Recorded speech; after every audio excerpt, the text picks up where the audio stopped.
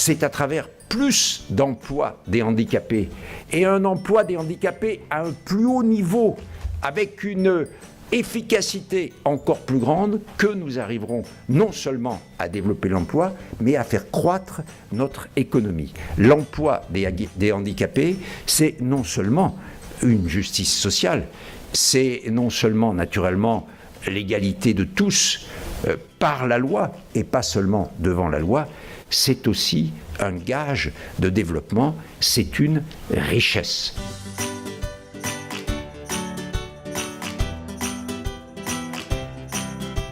Chaque embauche réussie est un succès. Nous avons recruté 37 personnes en situation de handicap depuis que nous avons lancé ces accords.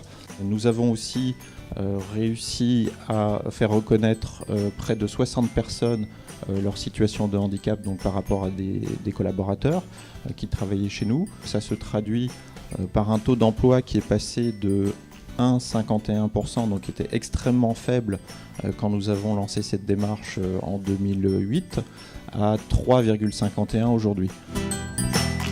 Ça fait une quarantaine d'années qu'il y a un dialogue social assez atypique peut-être par rapport à d'autres entreprises. La problématique de l'accord handicap a contribué, comme d'autres accords sur l'égalité professionnelle, comme la gestion prévisionnelle des emplois et des compétences, a contribué à continuer de faciliter l'excellent dialogue social que nous avons dans l'entreprise.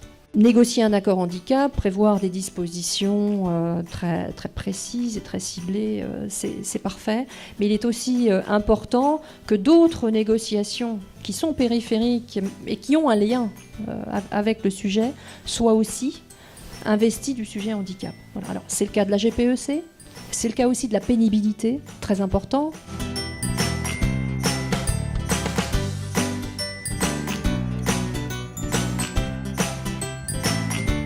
C'est un diagnostic qui est réalisé et qui est un outil également mis à la disposition des entreprises de plus de 250 salariés, qui permet d'identifier quels sont les enjeux d'une politique d'emploi au regard de la culture de l'entreprise, de ses gens, de ses enjeux, de ses métiers.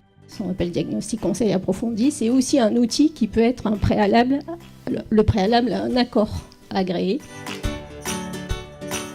On va dire que j'ai ma boîte à outils en tant que psychologue clinicienne à la rencontre des personnes atteintes par la surdité ou la malentendance et leur collectif de travail.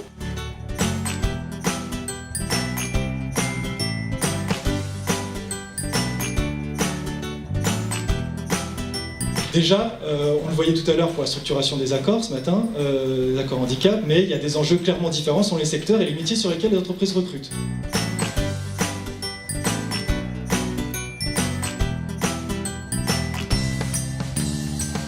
L'idée, c'est de diffuser les bonnes pratiques, permettre, là comme on l'a sur la table ronde de la matinée dans les ateliers, c'est de diffuser les idées, les méthodes qui permettent ensuite de permettre à des entreprises qui ne se sont pas encore attaquées sérieusement au problème, parce qu'elles ont choisi, elles n'ont pas eu le temps, elles ne savaient pas comment s'y prendre, ça a été dit, de s'approprier des méthodes utilisées ailleurs pour les mettre en œuvre dans l'entreprise, en se formant direction des ressources humaines, direction et partenaires sociaux. Moi, j'apprécie le nombre de personnes présentes et la diversité des acteurs.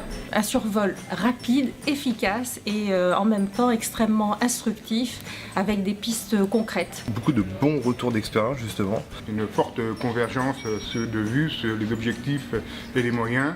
Ça nous conforte dans les actions que nous menons, mais aussi ça nous apporte des éléments de réflexion pour mettre en place des choses auxquelles on n'avait pas forcément pensé. Et également un réel constat, c'est qu'on est encore au début du chemin et qu'il reste beaucoup à faire.